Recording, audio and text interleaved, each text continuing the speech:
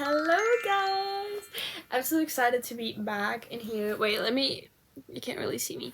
I'm so excited to be back with a new background because I found out that this is much more comfortable. I'm on my bed right now, if you can't tell. This that you're seeing right here in the corner is the Jungle Skog. I don't know if I'm pronouncing that right, but that's the giant bear from IKEA that you can get. Yeah. And I'm on my bed, so it's cozy, and we have like my posters in the background, and it's cute. It's much cuter than being on my desk for like 2 hours, even though I really enjoyed it. But today we're going to be talking about something that drives me a little bit insane. I've been thinking about it for a very long time in my mind, and just having a little bit of a crisis. Yes, and that is how when someone is falling in love with me, they find something specific about me very charming. And then when they're falling out of love with me or breaking up with me, it's usually, well, not because of that, but they always bring it up in a negative way. First it's positive and then it turns negative. And I want to talk about it because it doesn't really make me sad because I don't really care that they don't like it. But I just find it really interesting how the same things that make you fall in love with one person can make you not want to be with that person. I know! That sounds so scary, but it's true.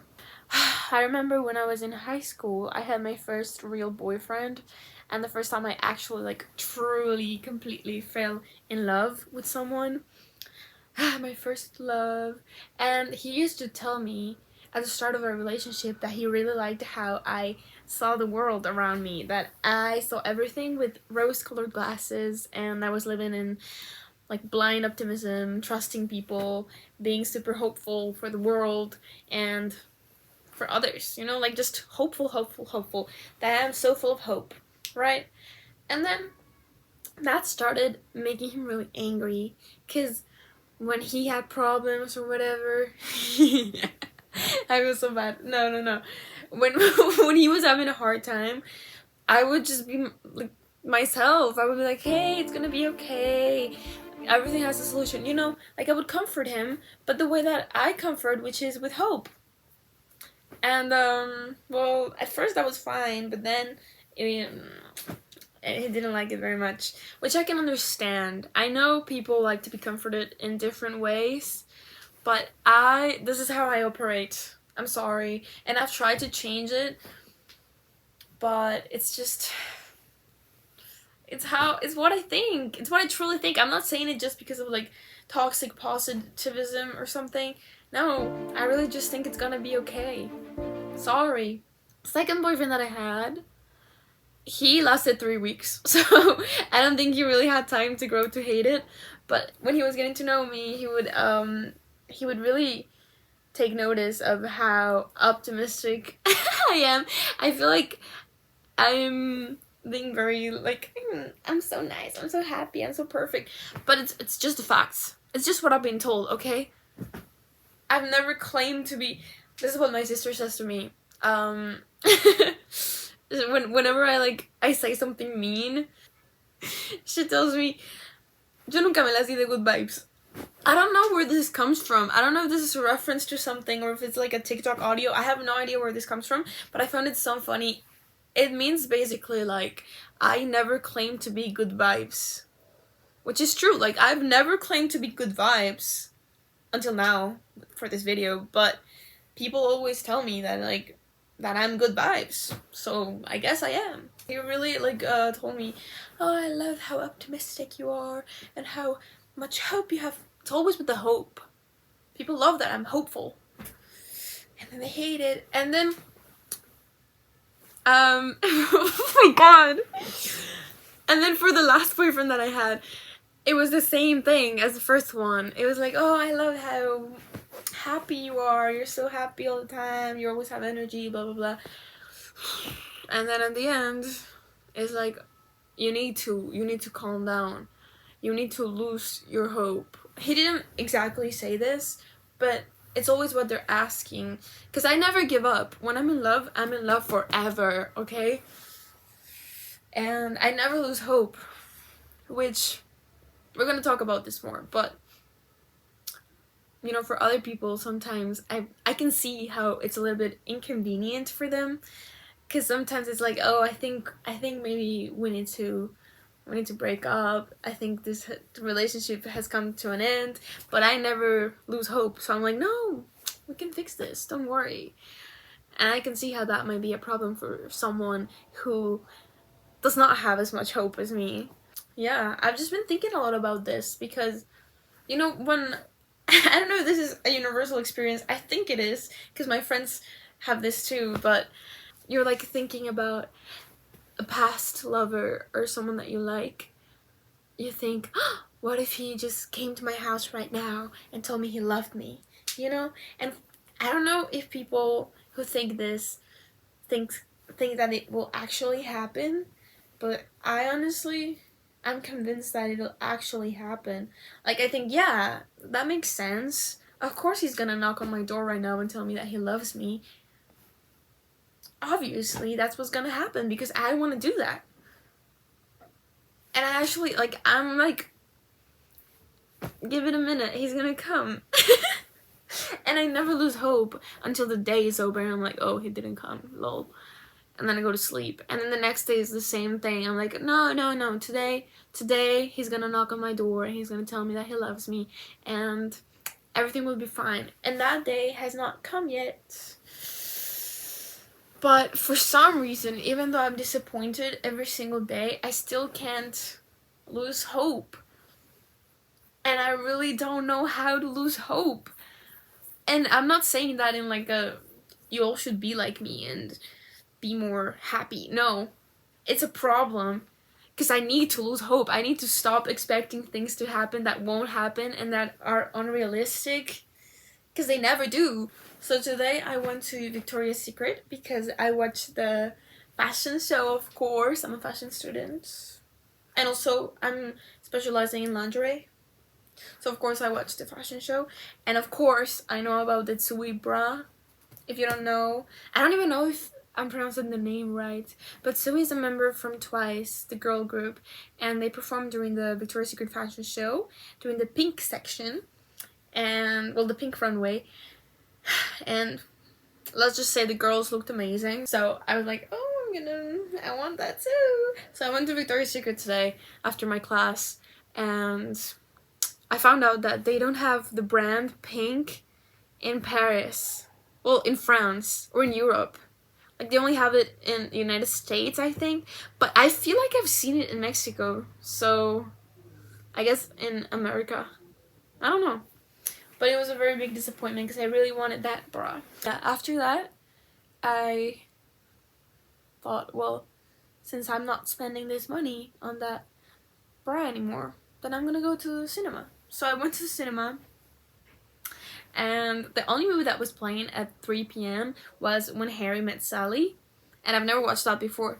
So I thought, okay, let's go.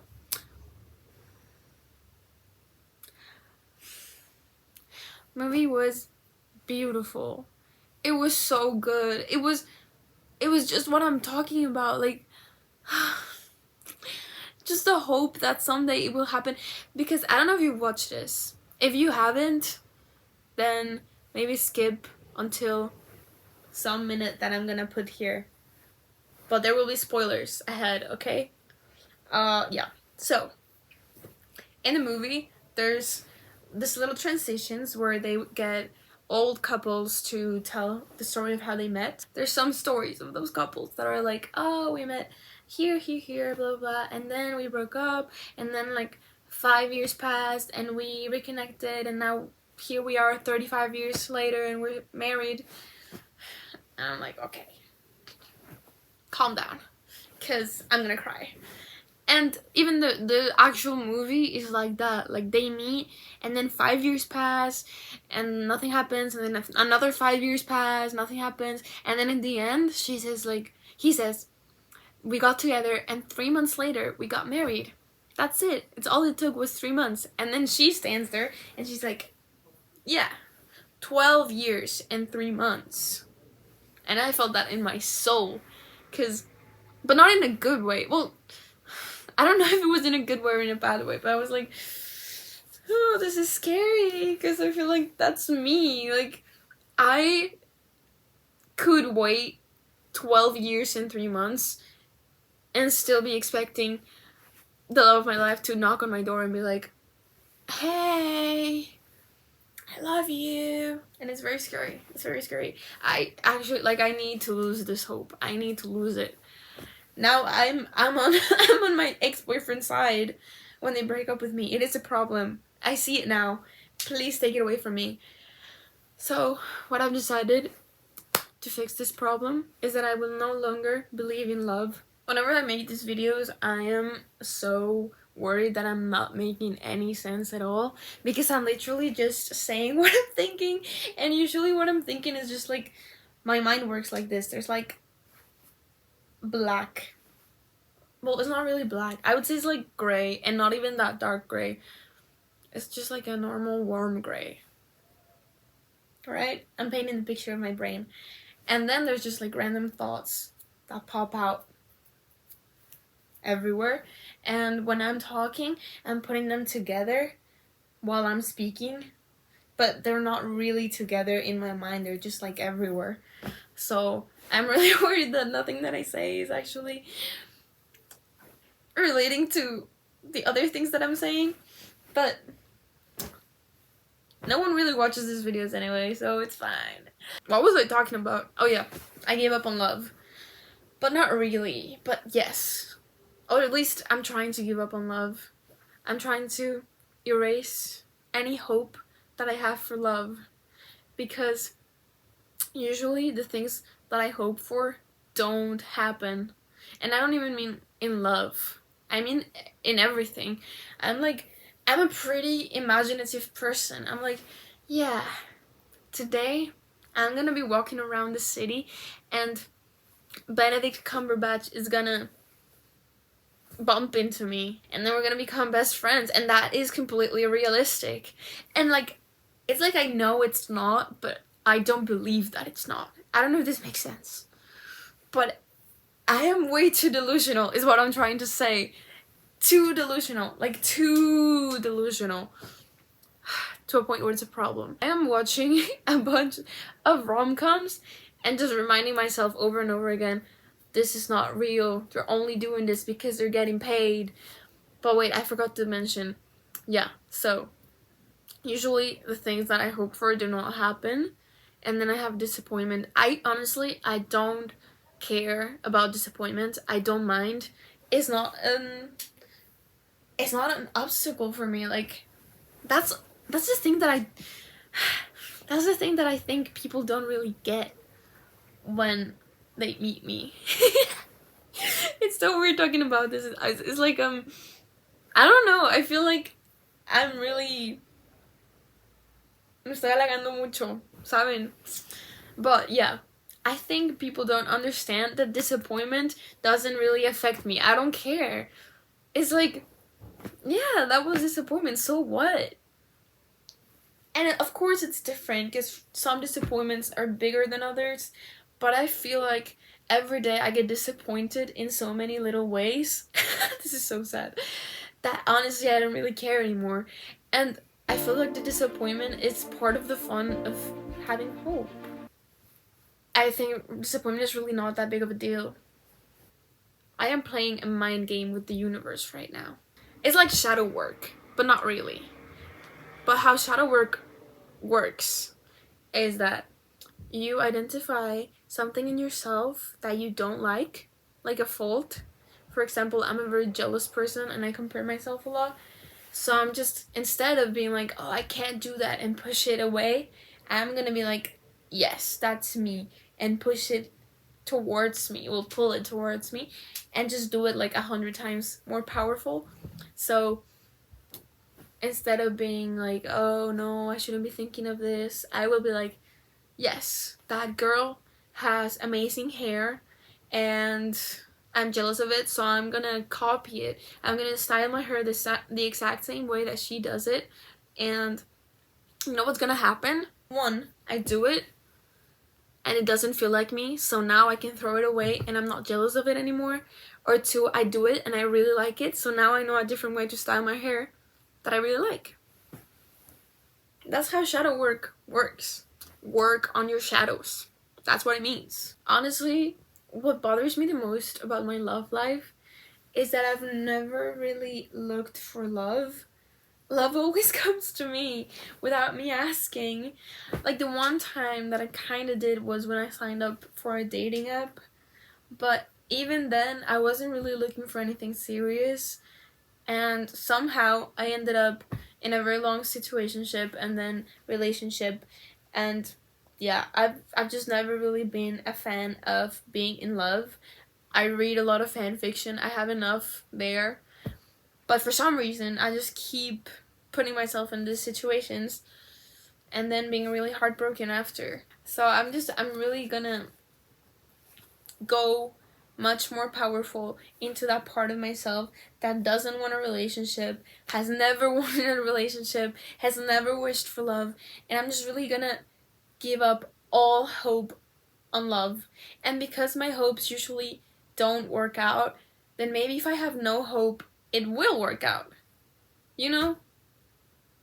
I don't know. I feel like everything I'm saying is contradicting itself, but in my head, it makes sense. Please understand what I'm saying. It's like, well, not really, but you know how sometimes when people are when people in relationships are talking to you and you're like, oh, I wish I had a boyfriend or something, they say love will come to you when you stop searching for it. It's kind of like that, but also not really, because I don't want love to come for me. Do not come to my town. But if it happens, I think it's gonna be because I pushed it away.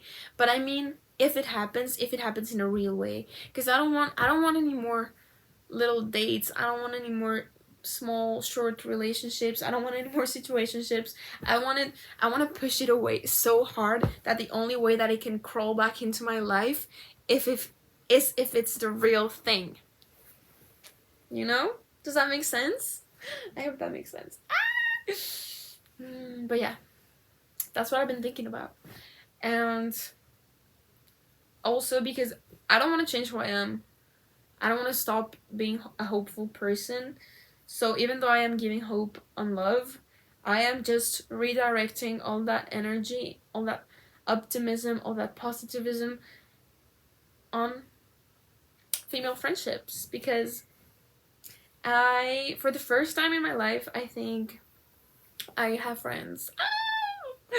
Which is crazy. I mean, I've had friends before, obviously, but, well, obviously it's a bit strong. I've had like 3 friends in my whole life, but now I don't know what happened, but for some reason, just one day I woke up like this, and all of my social exhaustion had just vanished. And I mean, I'm still an introvert, and I still get very tired after hanging out with people, or sometimes I want to cancel really bad because I don't want to go anywhere. But it was actually impossible to live before. It was like I would meet someone at, I don't know, at a park, and then they would give me their Instagram, but I would just not want to talk to them ever, even though I really liked them. And I would convince myself that telepathically we both knew that we're best friends, so we don't need to talk. But that usually didn't work because they would think that I hated them because I didn't want to talk to them. But for some reason, I mean, I turned 21 like 3 weeks ago, and from that point on, I've just been chilling. Like, yeah, I'll respond to your message, no problem. And it's crazy. I don't know what I did. I need to think about this more because I probably did something. Something changed, but I don't know what it was. I feel like I just woke up one day and I had changed. I don't know. But yeah, I have friends now, which is nice. So I'm just redirecting all my optimism and hopefulness into that. And I don't know, I'll take them on dates or something. It was just the Ethel Cain concert. Well, kind of. It was just the Ethel Cain concert last Saturday, which was 5 days ago. Yes, 5 days ago. And I say kind of because it was canceled, and I waited there from 7 a.m. Well, I arrived at 7, then I went back home, showered, and then I went back to the concert, well, to the venue at 11 a.m. and then I just stayed there until 7 p.m. when we went in. And then Hayden, well, Ethel Kane, she came out and she started singing. She sang Janie and Fuck Me Eyes, and also Willoughby's theme played at the start. And I don't know why, but even though Willoughby's theme doesn't really have any words, the most like moment for me during the concert, well, during the like 10-minute concert, was in Willoughby's theme. There's like a bum bum bum. I don't know where it is, but it was like just a quick little sound, and she was like this, feeling the music, and she does with her hands. She did like pa, pa, pa. I don't know why that touched my heart so much. I was like, oh, that's so cute. Like, you could really tell that she was feeling it, and it was nice. And then, well, you probably all know this if you are into Ethel Kane, but she started crying during Nettles, and the concert was cancelled, which made me really sad, but also I understand, because we all have sad days. I get it. I didn't go to class for 2 weeks because I was really sad, and so I understand. And yeah. Oh, why was I telling you this? All right, because of my friendships, right? So I really want to put a lot of energy into my friendships, and at the Ethel King concert, I bought something for my friend, and she doesn't know that I bought this for her. She asked me to buy her something, but she doesn't know that I bought her this, and I'm gonna give it to her this Friday, and she doesn't know it yet, but it's gonna be a gift, because she told me she would pay me back, but I'm not gonna let her pay me back. What is this? It's so cute. It's wait, let me show you what it says. It says, Willoughby Tucker, I'll always love you. And there's Ethel and Willoughby, and I love Willoughby and I love Ethel. But yeah, this has been a little rant about hope and love and heartbreak, I guess. Yeah. This probably makes no sense. I don't know. I'll see when I edit this. Thank you.